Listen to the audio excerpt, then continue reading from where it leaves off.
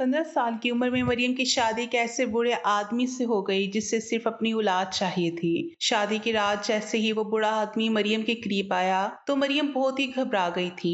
मरियम की चीख सुनकर उसके घर वाले कमरे में आ गए तो देखा कि बेडशीट पूरी लाल हो चुकी थी, लेकिन उस आदमी पर पता नहीं कौन सा भूत सवार था कि वो मरियम को छोड़ नहीं रहा था। और फिर ये कहानी इस छोटे से गांव की है जहां आज भी लड़कियों को अपनी मर्जी का कोई इख्तियार नहीं है। वहां के लोग आज भी पुराने रस्म व रिवाज के नाम पर अपनी बेटियों को छोटी उम्र में ही ब्याह देते हैं। एक ऐसी ही रस्म व रिवाज के नाम पर मरियम की जिंदगी को भी सूली पर चढ़ा दिया गया था। अभी तो मरियम के खेलने कूदने की उम्र थी। इस मासूम सी बच्चे की उम्र तो सिर्फ 15 साल ही थी। इसको तो रिश्तों का सही से मतलब ही नहीं पता था जब इसे नए रिश्तों की डोर में बांधा जा रहा था। इस बच्ची से सिर्फ इतनी सी गलती हो गई थी कि इसने एक ऐसे गांव में जन्म लिया था जहां के लोग रस्म व रिवाज के नाम पर अपनी ही बेटियों की बहन चढ़ा देते थे। मरियम और उसके पास वाले घर में खेल खेल में अपने गुड्डा गुड्डियों की शादी करवा रहे थे। मरियम के पास उसकी गुड्डी थी और अली के पास उसका गुड्डा। दोनों ने ये गुड्डा गुड्डी गांव में लगे मेले में से एक साथ में ही लिए थे। अली और मरियम ने अपने गुड्डे गुड्डी की शादी में अपने दोस्तों और सहेलियों को भी बुलाया था। अभी तो मरियम और अली के गुड्डा गुड्डी की शादी पूरी भी नहीं हुई थी। इससे पहले ही मरियम के अब्बू ने आकर मरियम को उसकी शादी का जोड़ा दिया और कहने लगे, जाओ जाकर इससे पहन लो। मरियम ने खुशी से वो जोड़ा अपने हाथों में लिया और पूछने लगी, अबू क्या ये जोड़ा मेरे लिए है? अबू तुम ये जोड़ा मेरे लिए इसलिए लेकर आए हो ताकि मैं अपनी गुड्डी की शादी में पहन सकूं। उसके बाद मरियम ने इस खूबसूरत जोड़े को पहना और कमरे में जाकर आईने के सामने खड़ी हो गई कि तभी मरियम के अब्बू उससे कहने लगे, देखो अब तुम बड़ी हो गई हो, अब तुम्हारी कोई उम्र नहीं है गुड्डी गुड़ियों से खेलने की। इतना कहकर मरियम के अब्बू ने गुस्से से मरियम के हाथों से उसकी गुड़िया ले ली और कहने लगे, चलो अब जल्दी से तैयार हो जाओ, शाम को बहुत सारे मेहमान आने वाले हैं। मरियम के अब्बू उसकी गुड़िया लेकर चले गए, लेकिन मरियम तो अपने खूबसूरत जोड़े को देखे जा रही थी। मरियम को अभी भी ये समझ नहीं आया था कि उसके अब्बू ने उसे इतना खूबसूरत जोड़ा क्यों लाकर दिया था। वो तो अपने आप में ही बड़बड़ाए जा रही थी कि न जाने आज अब्बू को क्या सूझी जो वो मेरे लिए इतना प्यारा जोड़ा ले आए हैं। पहले तो कभी अब्बू ने ईद त्योहार पर भी इतना खूबसूरत जोड़ा लाकर नहीं दिया था। मरियम सिर्फ 6 साल की थी जब उसकी माँ उसे अकेला छोड़कर इस दुनिया से चल बसी थी। मरियम अपने माँ बाप की इकलौती बेटी थी और वो अपनी माँ की बहुत ही लाडली थी। मरियम भले ही सिर्फ 6 साल की थी, लेकिन उसे आज भी अपनी माँ की प्यार की वो झलकियां याद है, क्योंकि मरियम की माँ उससे बहुत प्यार करती थी।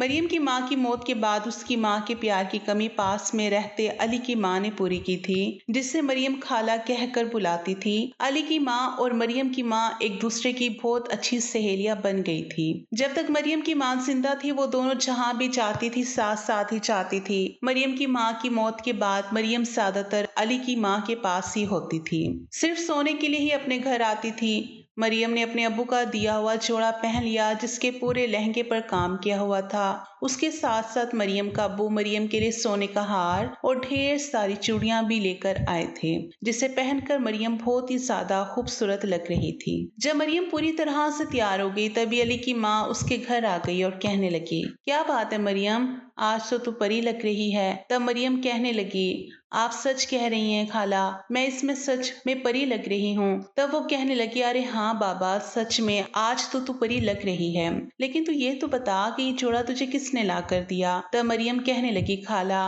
ये जोड़ा तो अबू लाए हैं मेरे लिए, कह रहे थे कि आज बहुत सारे मेहमान आने वाले हैं तो मुझे अच्छे से तैयार होने को कहा है। मरियम के मुंह से ये सुनते ही अली की मां नसीम अपने आप में ही बड़बड़ाने लगी। इसका मतलब ये सुनकर मरियम बहुत खुश हो गई और कहने लगी, सच में खाला, क्या सच में मेरी गुड्डी की तरह आज मेरी भी शादी हो जाएगी? क्या आज मुझे मेरा गुड्डा मिल जाएगा? ये सारे सवाल पूछते हुए मरियम बहुत खुश हो रही थी, क्योंकि उसके लिए तो शादी का मतलब नए कपड़े पहनना, तैयार होना ही था। उससे तो ये पता नहीं था कि शादी होने के बाद उसे अपने अब्बू का घर हमेशा के लिए छोड़कर जाना होगा। मरियम को तो बस इतना ही पता था कि पहले शादी होती है और फिर गुड्डा वापस अपने घर लौट जाता है, जैसे मरियम अपनी गुड्डी अपने साथ वापस ले आती थी। लेकिन नसीम तो सब कुछ जानती थी, इसलिए जैसे ही उसे पता चला कि आज मरियम की शादी होने वाली है, उसके चेहरे पर खुशी के बजाय मायूसी छा गई थी, क्योंकि नसीम खुद भी इस रस्म की भेंट चढ़ चुकी थी, इसलिए कम उम्र में ही अपने माँ बाप का साथ छूटने के दर्द से गुजरी थी।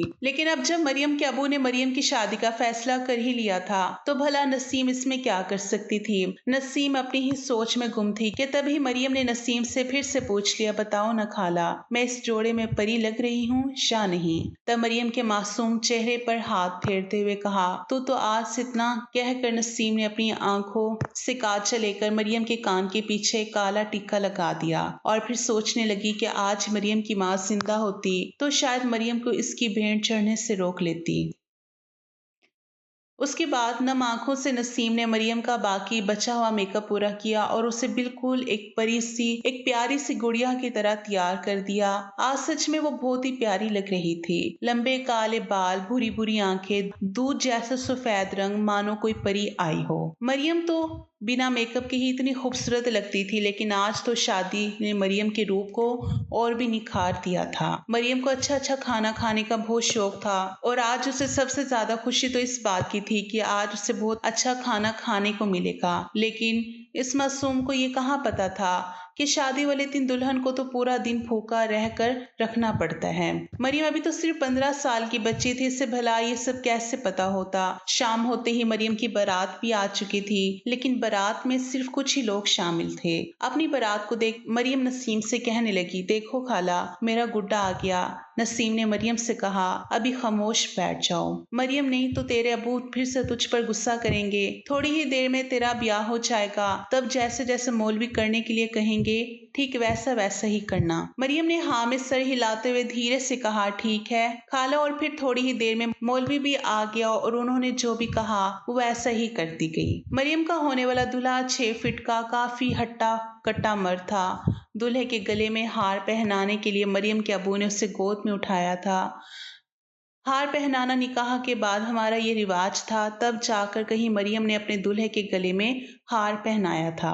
ये सब देखकर तो मौलवी भी हैरान हो गए थे और फटी फटी आंखों से मरियम के अबू की तरफ ही देख रहे थे। अपनी शर्म को छुपाने के लिए मरियम के अबू मौलवी जी से कहने लगे, वो क्या है ना कि दूल्हा कद काट में बहुत ही अच्छा खासा है और बच्ची का हाथ गले तक नहीं पहुंच रहा था, इसलिए हार पहनाने के लिए गोद में उठाना पड़ा है। मौलवी हैरत से ये सब कुछ देख रहे थे और फिर कहने लगे, आप जो भी कर रहे हैं वो बहुत ही गलत कर रहे हैं। कानून के मुताबिक आप इस बच्ची की शादी 18 साल की उम्र से पहले नहीं कर सकते, ये कानून एक जुर्म है। तब मरियम के अबू कहने लगे, देखिए बात यह है कि आजकल मैं बहुत ही ज्यादा बीमार रहने लगा हूँ और इस बच्ची की माँ यानी कि मेरी बीवी भी फौत हो गई है।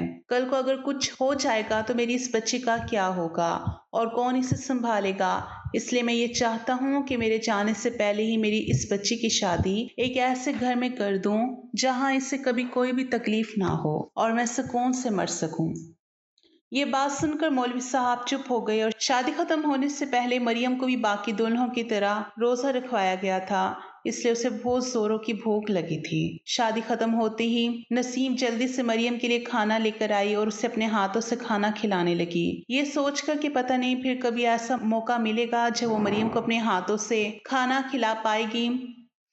खाना खाकर जैसे ही मरियम कमरे से बाहर निकली तो देखा कि बाहर तो बहुत सारे आदमी बैठे हुए थे और पड़ोस से कुछ औरतें भी आई हुई थी जो बिना पलक झपकाए बस मरियम को ही देखे जा रही थी। उसके बाद नसीम ने मरियम को ले जाकर एक आदमी के पास बिठा दिया और ये वही आदमी था जिसके गले में हार डालने के लिए मरियम के अबू ने उससे अपनी गोद में उठा लिया था। मरियम बड़ी हैरत से उस आदमी को देखे जा रही थी, क्योंकि इस मासूम को तो ऐसा लगा था कि उसका गुड्डा तो उसकी उम्र का ही होगा। नन्ही सी मरियम सोच में पड़ गई कि भला यह आदमी मेरा गुड्डा कैसे हो सकता है।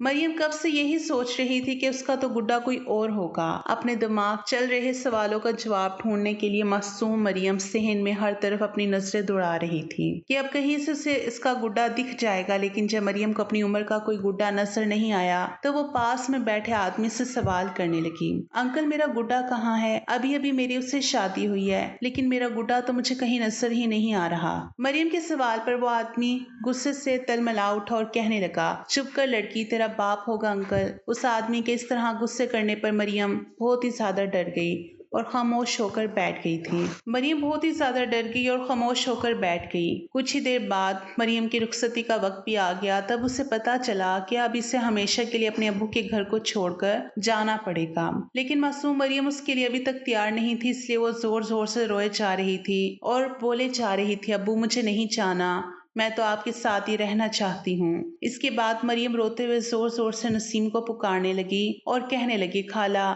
मैं नहीं जाना चाहती कहीं भी, मैंने अब्बू के साथ ही रहना है। तब नसीम मरियम के पास आई और उसे समझाते हुए कहने लगी, मेरी बेटी अब तो ब्याह हो गया है, मेरी बेटी अब तो ब्याह हो गया तेरा, अब तो जाना जरूरी है। कुछ ही देर बाद रोते बिलखते मरियम अपने अबू की दहलीज पार करके उस आदमी के साथ जा चुकी थी। उस आदमी ने मरियम को कार में बिठाया और खुद भी जाकर उसके पास में बैठ गया। उस आदमी को अपने पास बैठा देखकर मरियम बहुत ही घबरा गई थी और उसका दिल जोरों से धड़कने लगा था। लेकिन फिर कुछ बाद वो नॉर्मल भी हो गई जब उसे नसीम की कही बात याद आ गई। नसीम ने मरियम को खामोश करने के लिए कहा था, रो मत बेटी, आज के दिन तो वहां गुजारेगी, कल तो वापस आ जाएगी। मासूम मरियम ने यह समझ लिया था कि वो सिर्फ एक दिन के लिए ही किसी और के घर में जा रही है, क्योंकि उनके गुड्डा गुड्डी की शादी में भी तो ऐसे ही होता था कि कुछ वक्त के बाद गुड्डी अपने घर वापस आ जाती थी और अगले दिन फिर से गुड्डा गुड्डी का ब्याह रचाया जाता था। वो इन्हीं बातों में खोई हुई थी। उस आदमी ने मरियम का हाथ पकड़ लिया और उस आदमी के हाथ पकड़ते ही मरियम घबराहट के मारे कांपने लगी थी। वो आदमी बड़ी अजीब नजरों से मरियम को देख रहा था और उसके इस तरह देखने से मरियम को बहुत ही उलझन महसूस हो रही थी।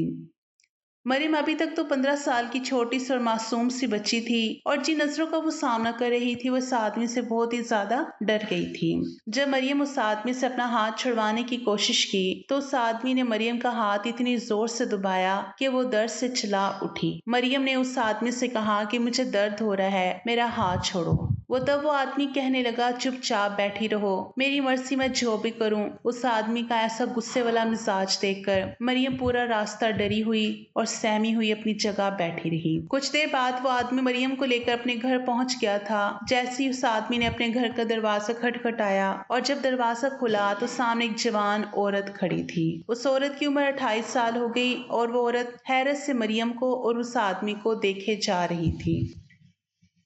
उस औरत को देखकर वो आदमी कहने लगा कि यहीं खड़ी रहोगी क्या? ये लड़की तेरी सौतन है। ये सुनकर उस औरत के चेहरे का रंग उड़ गया, लेकिन फिर भी वो औरत उस आदमी से कहने लगी, शादी करने से पहले इसकी उम्र का तो ख्याल कर लेता, कितनी छोटी सी बच्ची है। तब वो कहने लगा, मनहूस औरत, आजकल कुछ ज्यादा ही जबान चलने लगी है तेरी, अपनी बकवास बंद कर और मुझे और मेरी बीवी को अंदर जाने दे। उस आदमी के इतना कहते ही सामने के कमरे से सफेद सूट पहने हुए एक औरत बाहर आई और आदमी पर चिल्लाने लगी, मत मारी गई है, इतनी छोटी सी लड़की से शादी करने में जरा भी शर्म ना आई।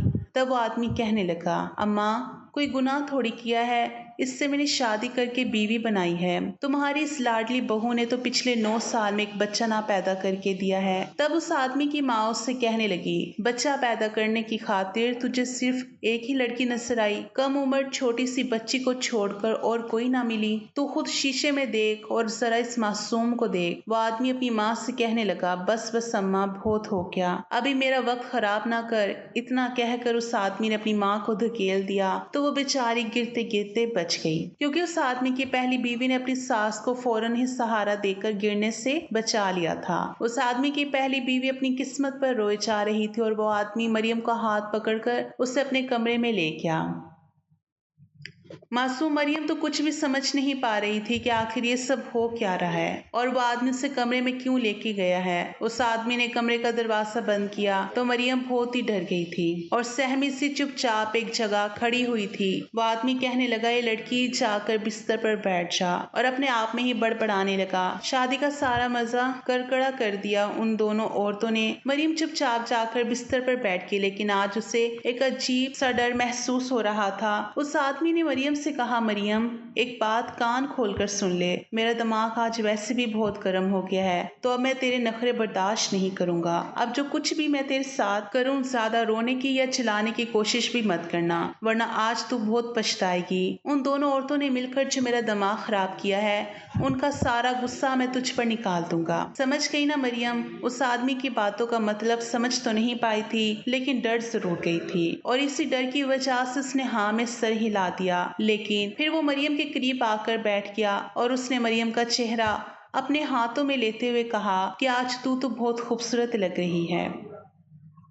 तुझे देखकर मेरे जज्बातों का तूफान उभर आया। उस आदमी ने मरियम को मजबूती से पकड़ रखा था, और फिर जब उसने मरियम के चेहरे पर अपनी उंगलियां फेरनी शुरू कर दी, तब मासूम मरियम पूरी तरह से कांप गई थी। फिर वो आदमी अपनी बड़ी बड़ी मूंछों को मड़ोड़ते हुए, उस आदमी ने मरियम का दुपट्टा उतार कर साइड पर रख दिया और वो मरियम के बालों का जूड़ा खोलने लग गया। ये सब देखकर मरियम की हालत तो ऐसी हो गई थी कि उसका दिल तो जैसे अभी धड़कना ही छोड़ देगा। मरियम डर के मारे थर थर कांप रही थी और वो आदमी मरियम को बड़े गौर से देखे जा रहा था।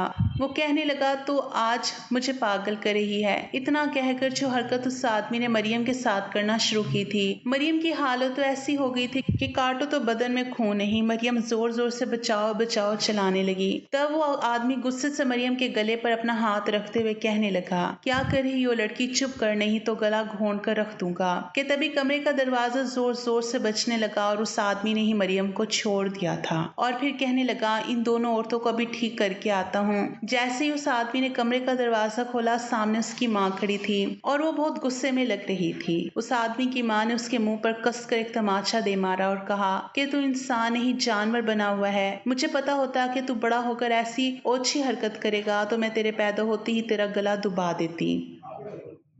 इतना कहकर उस बूढ़ी औरत ने धक्का देकर अपने बेटे को पीछे किया और छोटी सी मरियम तो रोए जा रही थी और उसका पूरा का पूरा जिस्म कांप रहा था। उसकी माँ मरियम के पास आई और उसका हाथ पकड़कर उसे बाहर ले जाने लगी, लेकिन तभी वो सामने आकर खड़ा हो गया और कहने लगा, माँ छोड़ो, ये मेरी बीवी है। और फिर अपनी माँ को बताने लगा कि मेरा इससे ब्याह हुआ है और इससे ब्याह करने की खातिर मैंने इसके अब्बू को पूरे 3 लाख रुपए नकद दिए हैं। तब इसकी माँ ने कहा कि अगर तू चाहे कि मैं इसे छोड़ दूं तो मेरे रास्ते से हट जा। इसकी उम्र नहीं कि वो ये तुझे झेल सके, लेकिन जब तक इसकी उम्र 18 साल की ना हो जाती, मैं इसके साथ इतना बड़ा जुर्म ना करने दूंगी। उसकी माँ बहुत गुस्से में थी और वो मरियम का हाथ पकड़कर उसे बाहर ले गई थी।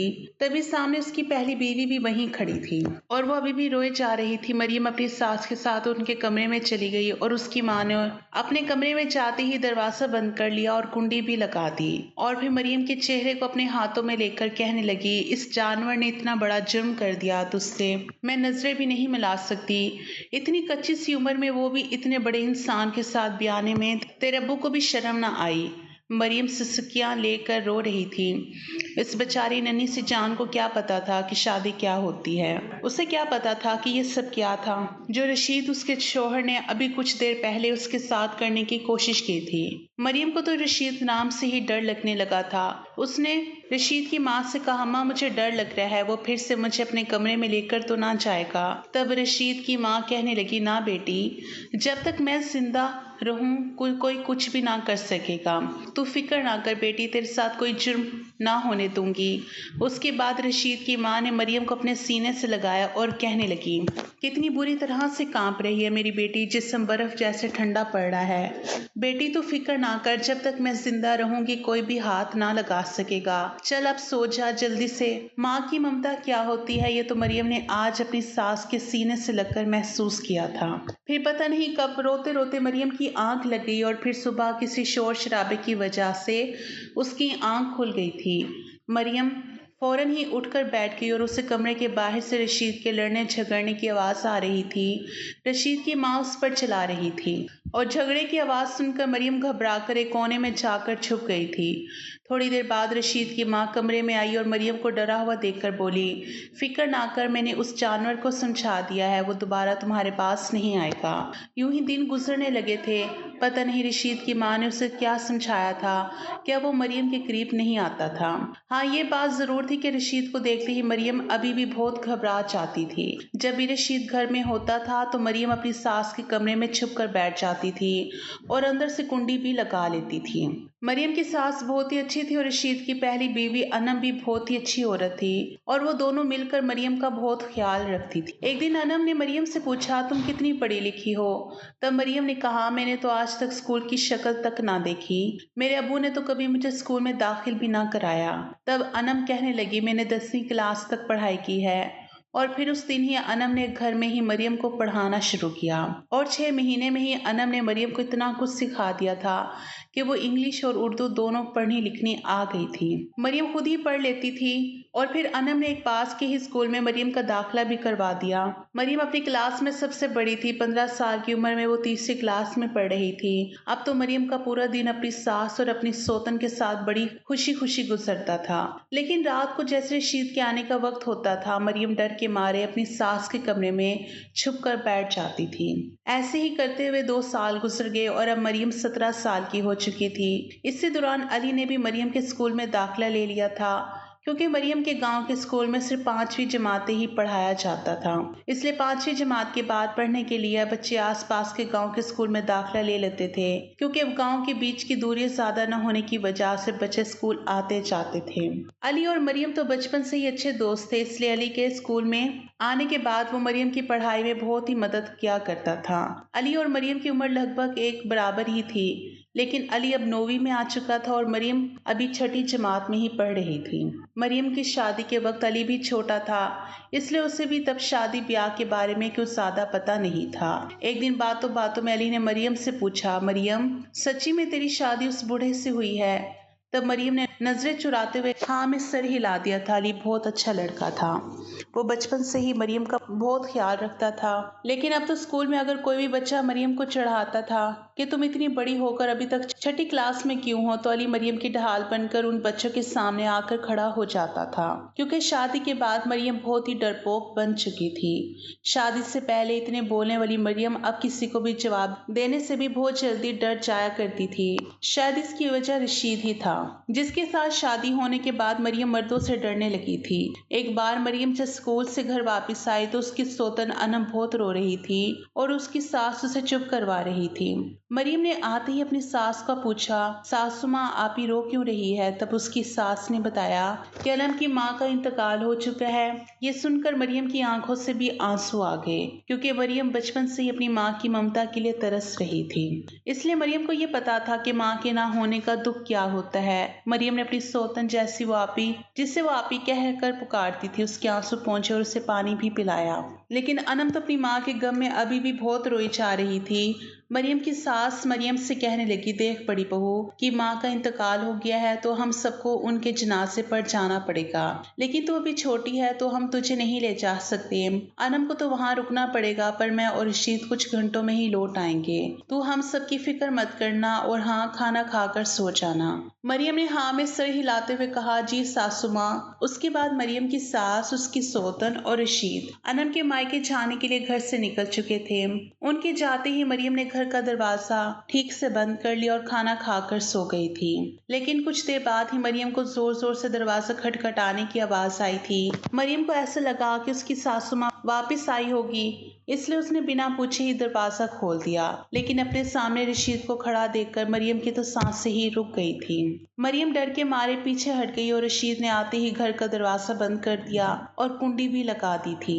मरियम जल्दी से अपनी सास के कमरे की तरफ भागने लगी ताकि कमरे का दरवाजा अंदर से बंद करके कुंडी लगा दे। लेकिन इससे पहले कि कमरे तक पहुंच पाती, रशीद ने मरियम की बाजू पकड़ ली और कहने लगा, आज मैं देखूंगा कि कौन बचाएगा तुझे। कम से कम उन दोनों औरतों ने कुछ कुछ वक्त के लिए ही सही, लेकिन अकेला तो छोड़ा। मरियम रशीद के आगे हाथ जोड़कर रोने लगी और कहने लगी, मुझे छोड़ दो। लेकिन रशीद मरियम से कहने लगा, बकवास बंद कर अपनी, आज मैं कुछ ना सुनूंगा। इतना कहकर रशीद मरियम को घसीटता हुआ अपने कमरे में ले गया और दरवाजे की कुंडी भी लगा दी। रशीद ने मरियम को बेड पर जोर से पटकते हुए कहा, तू मेरी बीवी है, मेरी माँ को नहीं पता वो तुझे मुझसे दूर रखकर कितना गुनाह कमा रही है, लेकिन आज मैं देखूंगा कि तुझे कौन बचाएगा। इतना कहकर रशीद ने मरियम के मुंह पर पट्टी बांध दी और 6 फीट का हट्टा कट्टा रशीद मरियम पर हावी हो चुका था और आज उसने मियाँ बीवी के ताल्लुक की हर हद पार कर दी थी। मासूम मरियम दर्द से तड़प रही थी, लेकिन उस जानवर जैसे इंसान रशीद के सीने में तो जैसे दिल ही नहीं था जो मरियम की तकलीफ को समझ पाता। मरियम तो रशीद के सामने एक कमजोर लड़की थी जो उसके गुनाह का शिकार बन चुकी थी। मरियम तो आज ऐसा महसूस कर रही थी जैसे आज उसने अपनी मौत का सामना कर लिया हो। मरियम की आंखों के आंसू उसके गालों से बहते हुए तकिए में समा रहे थे। रशीद अपनी मनमानी कर चुका था और अब उसने मरियम के मुंह से पट्टी भी हटा दी थी। पट्टी खुलने पर मरियम ने मुश्किल से गहरी सांस ले पाई थी और उसकी बेडशीट पूरी लाल हो चुकी थी। मरियम की ऐसी हालत देखकर वो जानवर रशीद बहुत ही खुश हो रहा था और फिर वो मुस्कुराते हुए नहाने चला गया। मरियम की तबीयत बहुत ही ज्यादा खराब होने लगी थी कि तभी घर का दरवाजा एक बार फिर से जोर जोर से खटका था। रशीद नहाकर बाहर निकला तो मरियम को देखकर उसके सामने हंस रहा था। मरियम ने नफरत से अपना मुंह मोड़ लिया क्योंकि उसे रशीद से घिन महसूस हो रही थी। घर का दरवाजा खुलते ही मरियम की सास भागती हुई मरियम के कमरे में आई थी। मरियम और उसकी बेड की हालत देखकर मरियम की सास के चेहरे का रंग उड़ गया था। यह सब देखते ही उन्होंने अपने माथे पर हाथ मारा और उनके मुंह से हाय अल्लाह ये सब क्या हो गया की चीख निकल गई थी। मरियम की सास उसके पास गई और मरियम को अपने सीने से लगाए रोने लगी और फिर अपने बेटे रशीद को बुरा भला कहने लगी। मुझे ना खबर थी बेटी कि वो जानवर मुझे वहाँ अकेला छोड़कर यहाँ आ जाएगा। मुझे इस बात की जरा सी भी भनक लगती तो मैं तुझे अकेला ना छोड़ती। मरियम की सास मरियम से माफी मांगने लगी और कहने लगी, बेटी मैं तुझे इस जानवर के जुल्म से बचा ना सकी, मुझे माफ कर दे। उसके बाद से मरियम की सास मरियम का बहुत ख्याल रखती थी। कुछ दिन तक तो मरियम स्कूल भी नहीं जा पाई थी, बस बिस्तर पर ही पड़ी रहती थी। मरियम की सोतन को जब इस बात का पता चला तो वो भी रशीद को बुरा भला कहने लगी। अनम ने पहली बार अपने शोहर के सामने अपनी जुबान खोली थी और कहा कि रशीद तो इंसान ही, तू तो जानवर है। अनम और मरियम की सास अब हर रात मरियम को हल्दी वाला दूध पिलाने लगी थी ताकि उसके जख्म जल्दी से भर जाए। कुछ दिन बाद जब मरियम की तबीयत थोड़ी ठीक हुई तो वो फिर से स्कूल जाने लगी, लेकिन अब स्कूल में बिल्कुल चुप चुप सी रहती थी। अली मरियम से बात करने की बहुत कोशिश करता था, लेकिन मरियम इसकी बात का कोई जवाब ही नहीं देती थी। एक दिन अली मरियम के लिए गुड़िया लेकर आया और कहने लगा, मरियम तुझे गुड़िया प्यारी लगती है ना, देख मैं तेरे लिए गुड़िया लेकर आया हूँ और ये गुड़िया तो तेरे जैसी ही है। मरियम ने अली से वो गुड़िया नहीं ली, बल्कि गुड़िया को देखते ही मरियम की आंखों से आंसू झलक पड़े थे। मरियम की आंखों में आंसू देखकर अली बहुत ही परेशान हो गया था। अली मरियम के पास बैठकर अपने रुमाल से उसके आंसू पोंछने लगा और कहने लगा, क्या बात है मरियम, तू बहुत परेशान लग रही है। मरियम ने कहा, मुझे गुड़िया की जरूरत नहीं। तब अली ने पूछा, क्यों? तो मरियम ने कहा, क्योंकि अब मैं छोटी नहीं रही, अब मैं बड़ी हो गई हूँ इसलिए। अली कहने लगा, कहाँ बड़ी हो गई है? जैसे पहले थी वैसे ही अब है। ये गुड़िया मैं तेरे लिए ही लेकर आया हूँ और अब तू इस गुड़िया को लेने से मना कर रही है, इसे मेरी खातिर रख ले। अली की बातें सुनकर तो मरियम फूट फूट कर रोने लगी और इससे पहले कि अली मरियम से और कोई सवाल करता, उसने मरियम की गर्दन पर नाखूनों के निशान देख लिए थे। अली अब शायद मरियम के रोने की वजह जान चुका था, क्योंकि इसे यह तो पता ही था कि मरियम रशीद की बीवी है, इसलिए अब अली को मरियम को कुछ भी पूछने की जरूरत नहीं पड़ी थी। मरियम के जिस्म पर लगे जख्मों के निशान देखकर वो गुड़िया अली के हाथों से छूटकर जमीन पर गिर चुकी थी। कुछ ही देर बाद अली मरियम के पास आया और मरियम के सर पर हाथ रखकर उसे चुप करवाने लगा। मरियम ने जब अपना चेहरा उठाकर अली की तरफ देखा तो उसकी आंखों में भी आंसू थे, लेकिन वो कुछ भी बोल नहीं पाया था। 1 महीने बाद ही जब मरियम की तबीयत बिगड़ने लगी तो उसकी सास उसे एक डॉक्टर के पास ले गई थी, लेकिन डॉक्टर ने जो खबर सुनाई थी वो सुनकर तो मरियम की सास अपना सर पीटने लगी थी, क्योंकि इतनी सी उम्र में मरियम हामला हो चुकी थी और उसे अभी तक किसी भी चीज की कोई समझ नहीं थी। इस हालत में मरियम को कुछ भी हजम नहीं होता था और वो जो भी खाती थी उसे उल्टी हो जाती थी और उल्टी होने के बाद तो मरियम को ऐसा लगता था जैसे अभी के अभी उसकी जान निकल जाएगी। मरियम की उस हालत में भी उसकी सास और उसकी सोतन ने ही उसे संभाला था। रशीद को उसके हामला होने की खबर मिली तो वो भी खुशी से झूमने लगा और कहने लगा, मेरा वारिस आएगा। अब तो रशीद भी मरियम का ख्याल रखने लगा था। कभी उसे फल लाकर देता तो कभी जूस लाकर देता था।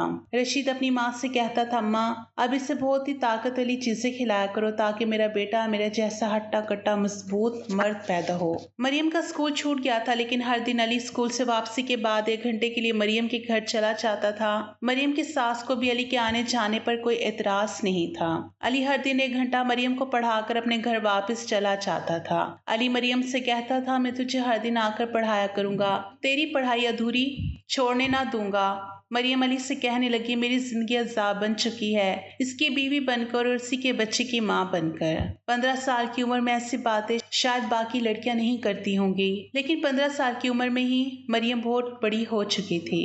मरियम की बातें सुनकर अली उससे कहता था कि मरियम, सिर्फ तुझे अपने लिए पढ़ना है, यही पढ़ाई तेरे काम आएगी। खैर, पढ़ने का शौक तो मरियम को भी था, इसलिए उसने अपनी पढ़ाई जारी रखी थी। 9 महीने बाद सिर्फ 15 साल की उम्र में ही मरियम ने हर दर्द को भी सह लिया था।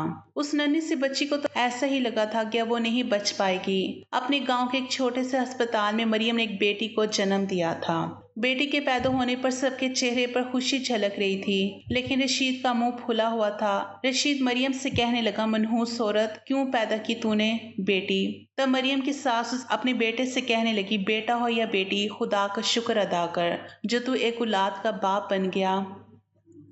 तब रशीद कहने लगा, मुझे नहीं चाहिए बेटी, तू ही पाल इसको या इस मनहूस सनम को दे दे जिसने 9 साल में मेरी एक औलाद ना पैदा की। मरियम तो खुद भी अभी एक छोटी सी बच्ची थी, वो भला कैसे एक नन्ही सी जान को संभाल पाती।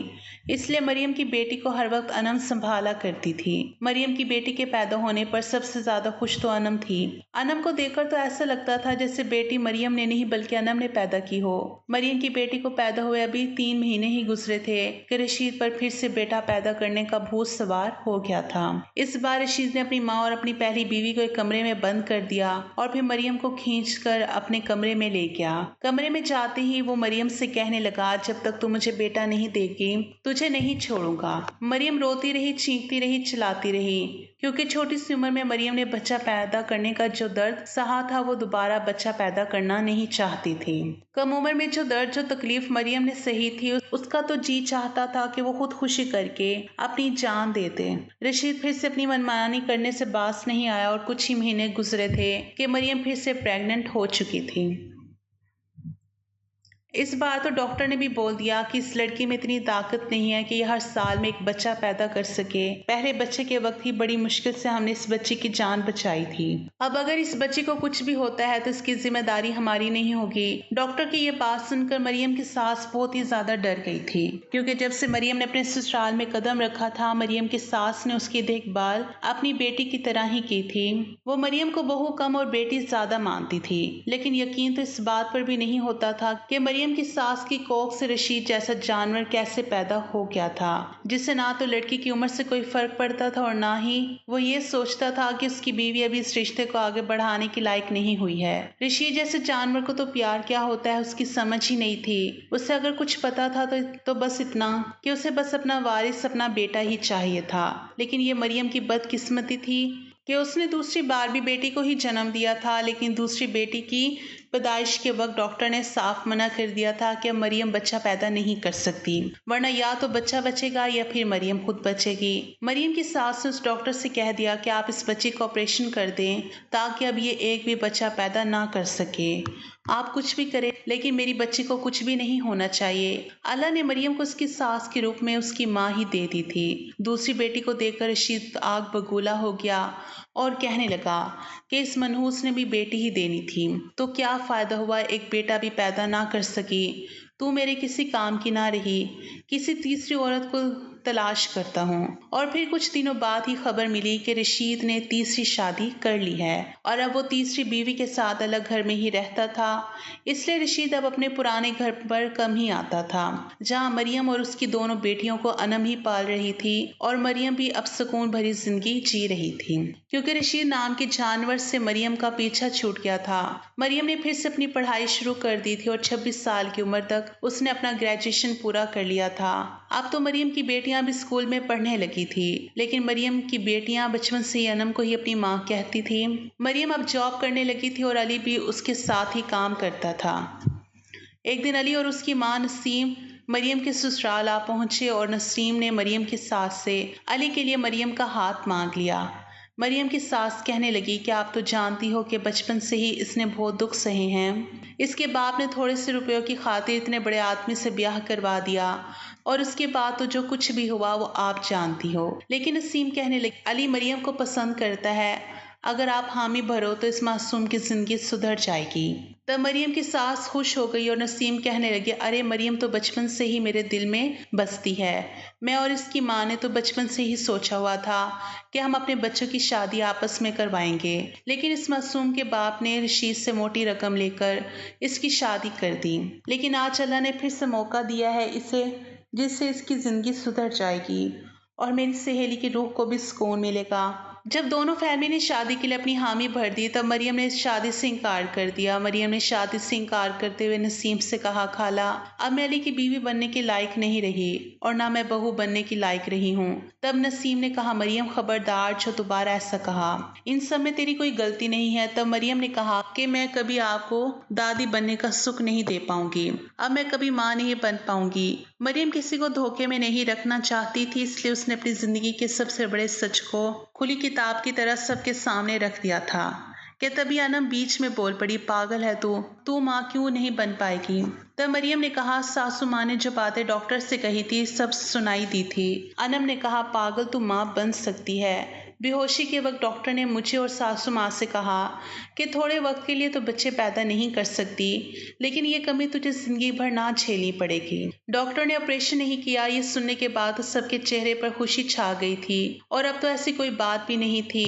रशीद को भी अपनी तीसरी बीवी से बेटा मिल चुका था, इसलिए उसे भी अब मरियम की जिंदगी से कोई मतलब नहीं रहा था। लेकिन एक बार फिर भी जब मरियम ने अपनी बेटियों के बारे में सोचा तब उसके कदम रुके जरूर थे, लेकिन फिर अनम का ख्याल आते ही उसने अपने मन को समझा लिया था, क्योंकि मरियम अपनी बेटियों को उनकी माँ से जुदा नहीं करना चाहती थी। बचपन से ही मरियम की दोनों बेटियां अनम को ही अपनी माँ मानती थी और अनम के लिए तो उसकी बेटियां ही उसके जीने का सहारा थी। इसलिए मरियम ने अपनी दोनों बेटियां हमेशा के लिए अनम को सौंप दी थी। उसके बाद अनम की सास ने रशीद से मरियम को तलाक दिलवाया और भी मरियम की शादी अली से करवा दी। नसीम तो बचपन से ही मरियम को माँ का प्यार देती आई थी, लेकिन अली के प्यार ने तो मरियम की जिंदगी में मिठास भर दी थी और इसी मिठास ने नसीम को पूरे गांव में मिठाइयाँ बांटने का मौका दे दिया था। जब शादी के 2 साल बाद ही मरियम ने चांद जैसे बेटे को जन्म दिया था।